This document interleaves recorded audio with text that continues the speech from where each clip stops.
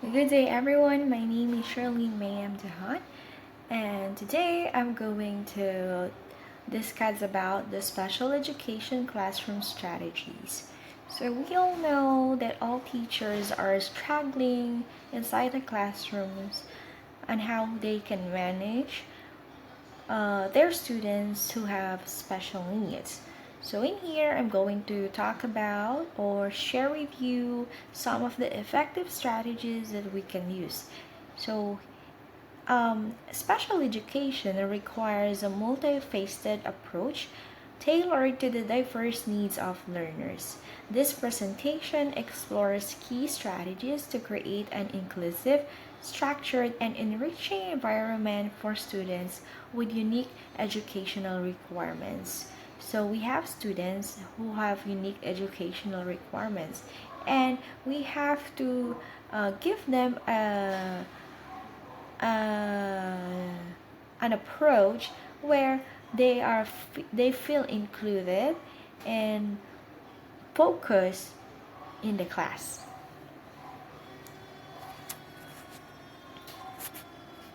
Creating a structured and inclusive environment. First is having a visual schedule. So what is a visual schedule? It is using of visual aids to establish predictable routines and minimize confusion or anxiety. So example, you have a schedule of your class or the subjects that they're going to take throughout the day. For example, 7 to 8 o'clock is their English, 8 o'clock to 9 o'clock is their math.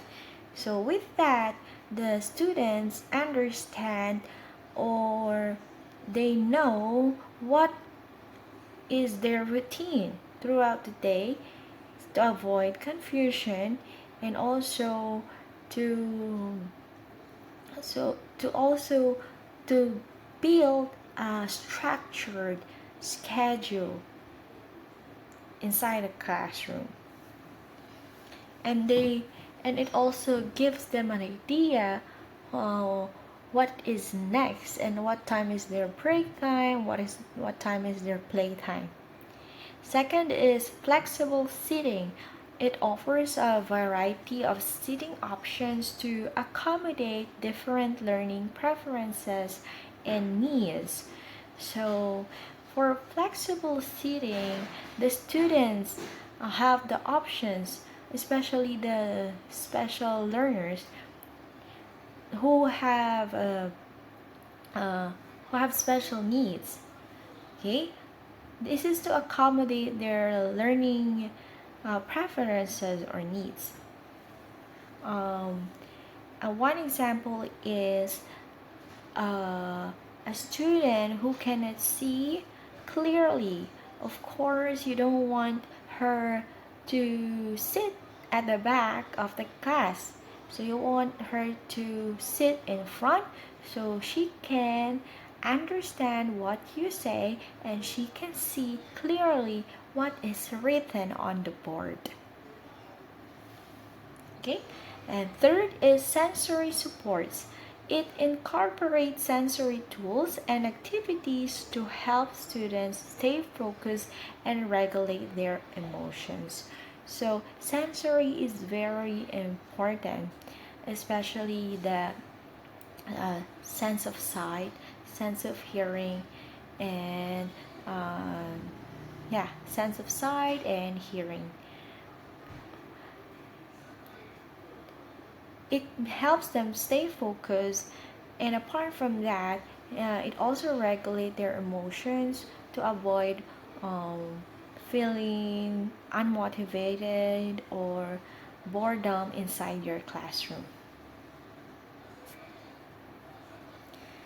And next is understanding the diverse needs of special learners. We need to understand that our learners are different and our learners have different needs. So uh, how can we support them, or how can we be effective teachers? So first is an individualized approach. Our approach to every student will be different according to their needs and level. So for individualized approach, it recognizes each student that they have their own. So it recognizes that each student has their own unique strengths, challenges, and learning styles.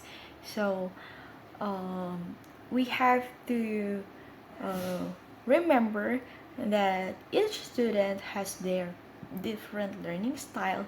Therefore, we have to uh, use that in making our lesson plan. We have to consider those differences on making our lesson plans and activities so it will match their level and needs. And second is cognitive differences.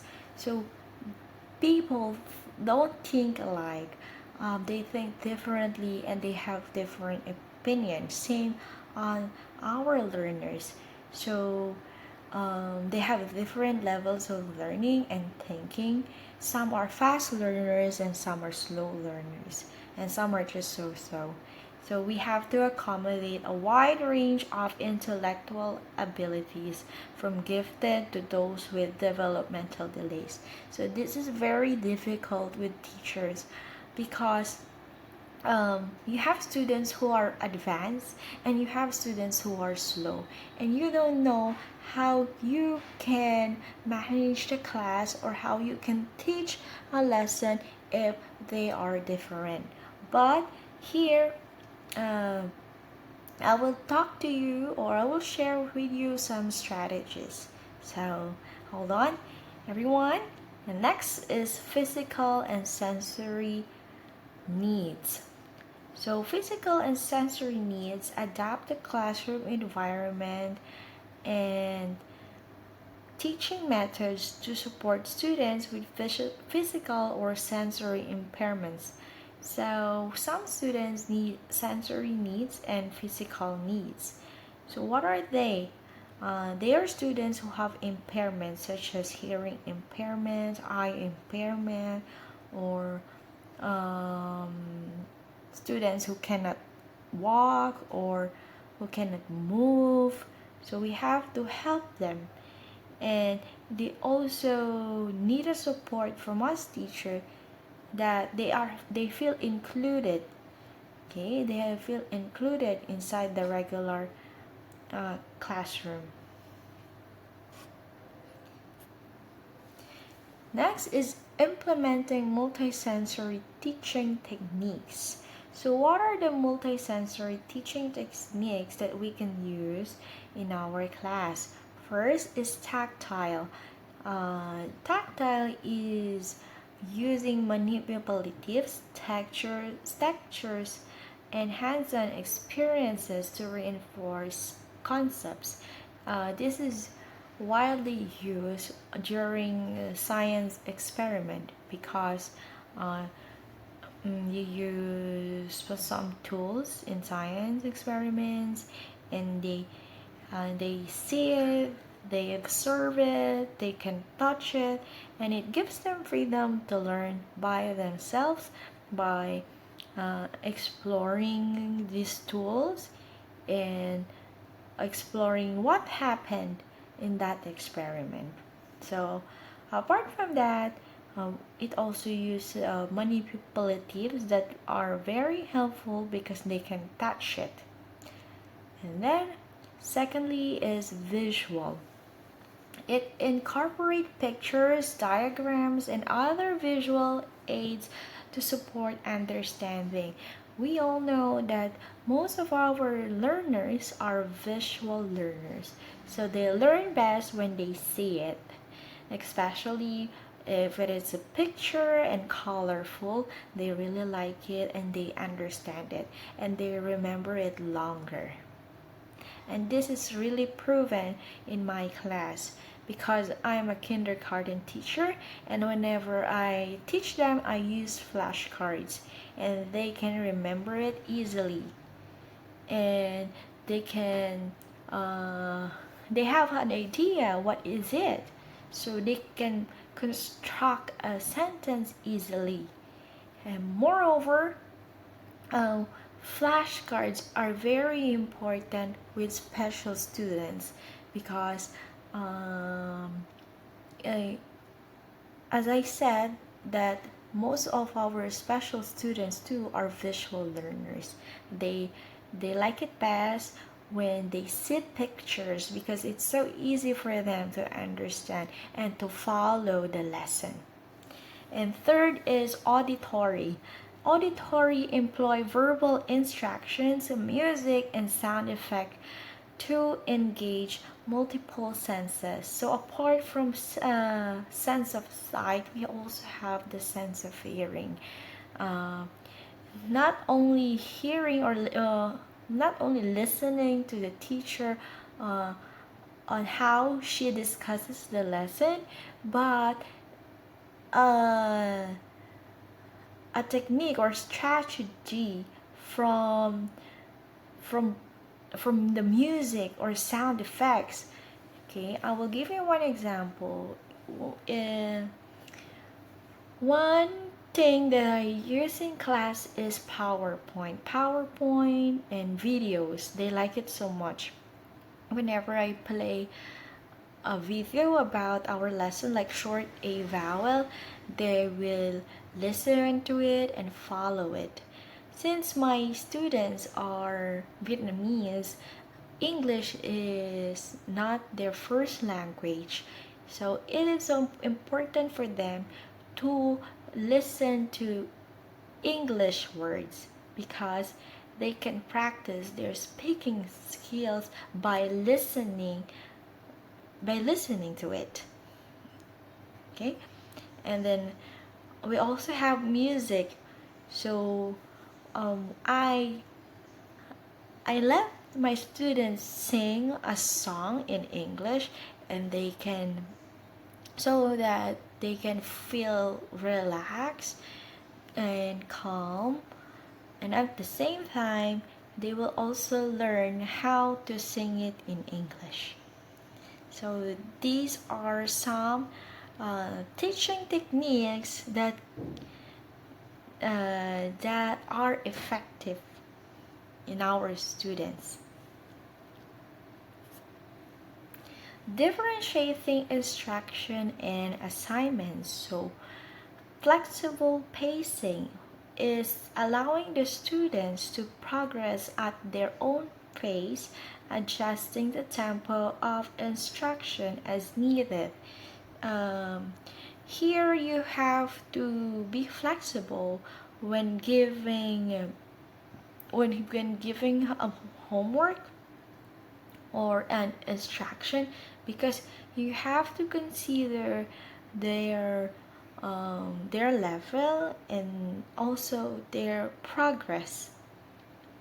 Some progress fast and some learn fast and some learn slow. So you have to adjust.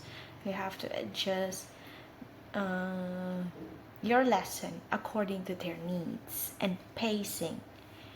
And second is varied complexity.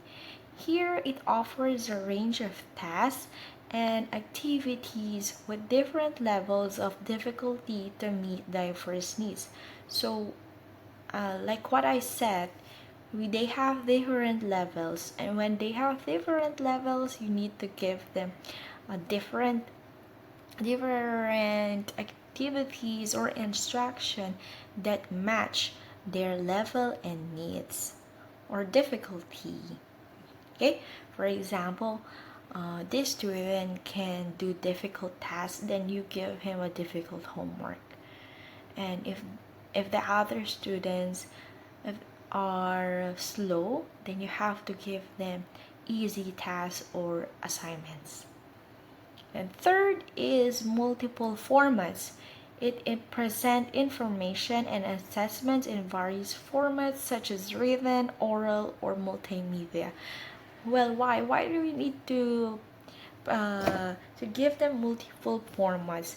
It's because that we want them to really understand and to really understand the lesson. not only visually but also orally. They have to uh, they have to really do good in written, oral, and multimedia. And the fourth one is personalized goals. It set the individualized learning objectives and track progress based on each student's unique strengths and challenges.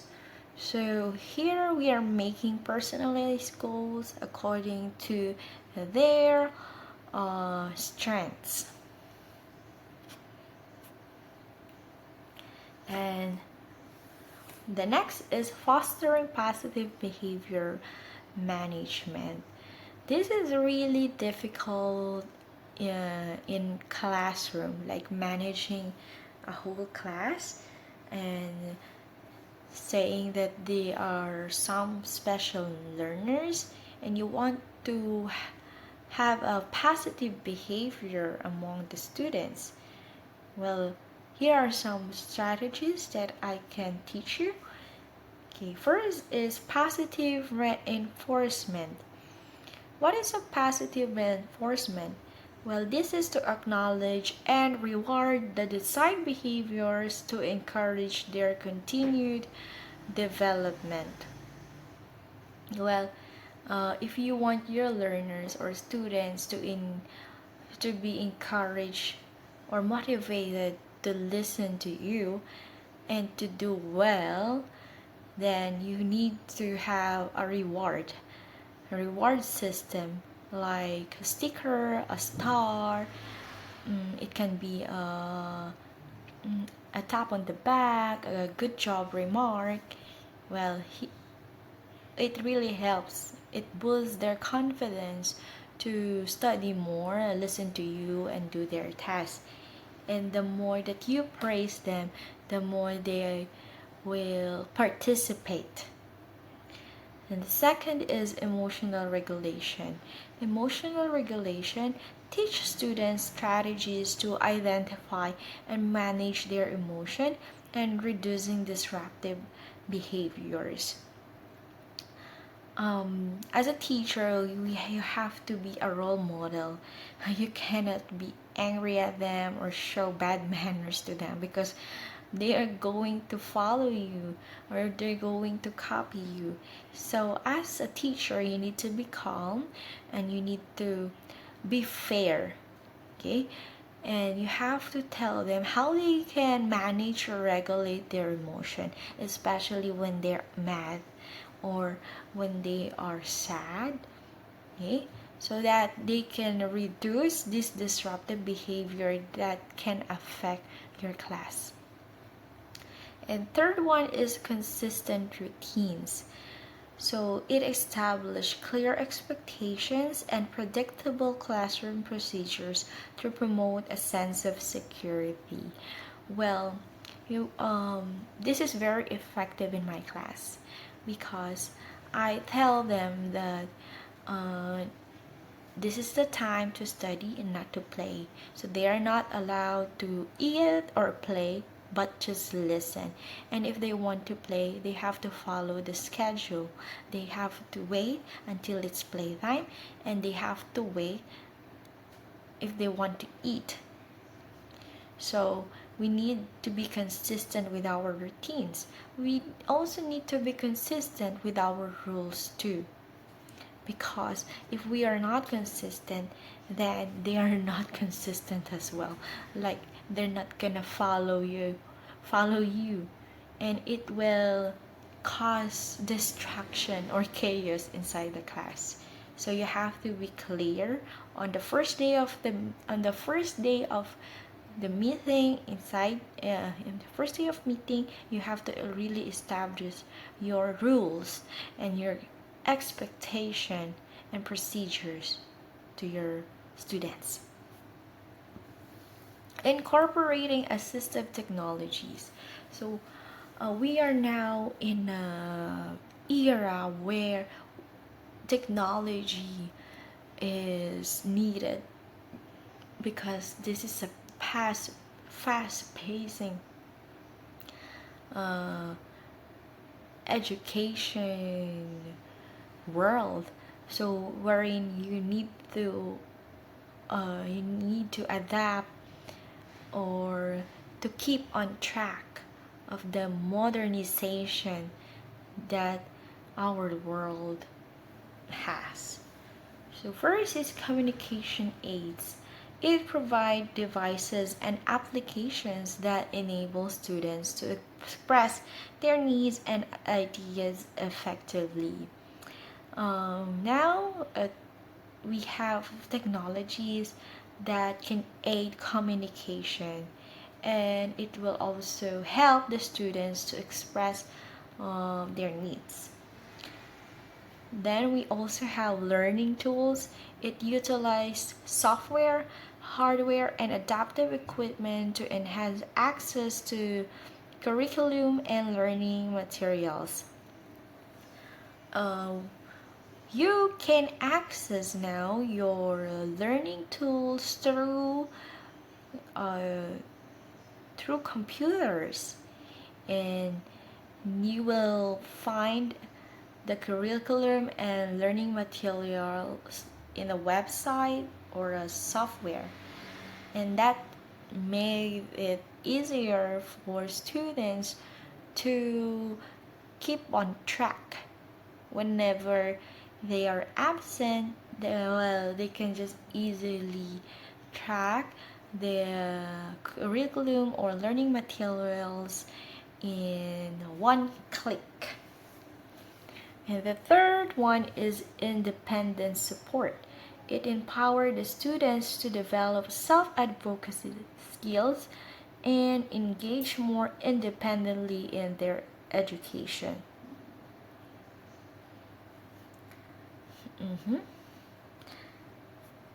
And what are the effective communication with parents and caregivers? So collaboration with parents and guardians or caregivers are crucial in special education, because you need to update them on about the progress or the problem of that student. So first is frequent updates. So as I said, you need to update them or tell them what is happening about their kid inside a school. So frequent updates means provide regular progress reports and share successes, challenges, and next steps. So you have to update the parent. Um, this is the result, or this is the behavior of your kid inside the school. So they will be updated and they will know what are the steps that they can do at home to help their kid. Second is collaborative planning. It involves the parents and caregivers in the development and implementation of educational plans. So of course, we want them learn uh, to learn and to become better for the future. So you have to plan for their education. And third is open dialogue. It is maintaining an open and supportive line of communication to address concerns and celebrate achievements. So you have to be honest to the parents that this is the issue, or this is the behavior of your kid, and I want your help, and I want your idea or strategy on how we can manage or control the student. So this is an open dialogue or openness between you and the parent. No sugarcoating or no hiding of what they did inside the class, because uh, we want the best, and we want a good result of that student. And next is collaboration with interdisciplinary teams. So we have to meet the themes for success, like for the success of the educational plan of that student. Okay, so first is the special educators. They provide specialized instruction and support. Second is the therapists. They offer the targeted interventions for physical, occupational, or speech and language needs. School psychologists. They assess and address students' cognitive and social, emotional, and behavioral challenges. And fourth one is the administrators. They ensure the provision of necessary resources and facilitate policy implementation. Of course, a teacher alone cannot make it without the help of the therapists, school psychologists, and administrators. It is a teamwork. Well, everyone is involved on helping the special learner, okay, to succeed and to reach its full potential. And we have the continuous professional development and research. As a teacher, you need to stay current. You need to regularly attend workshops, conferences, and webinars to learn about the latest and best practices that we can use in our class. So we just want the best in our class. So we need to be updated. So what are the strategies, the new strategies, or the new the latest best practices that we can include or we can adapt in our teaching style. Second is collaborative learning. It engages the professional learning communities to share ideas and learn from experienced peers. I always do this when I don't know about the students. I ask an experienced teacher who handled him before. I asked him about the best strategies that he used and how he handles that kid. And with that, I just adapt it, or I get that idea to use it in my class too. And it's working. And then third is evidence-based practices. It is consulting research studies and implement teaching methods proven effective for special education students. So we rely on research that are effective. So we use these methods in our teaching style as well.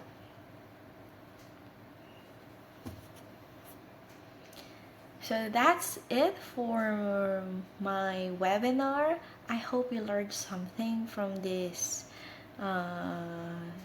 talk. And if you have any questions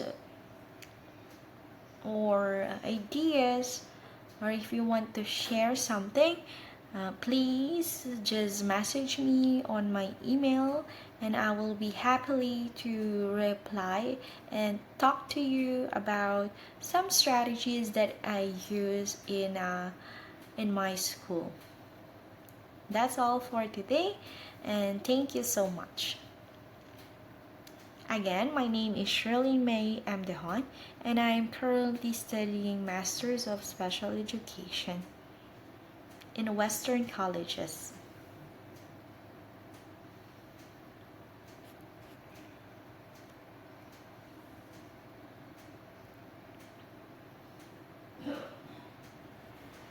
Thank you so much and have a good day.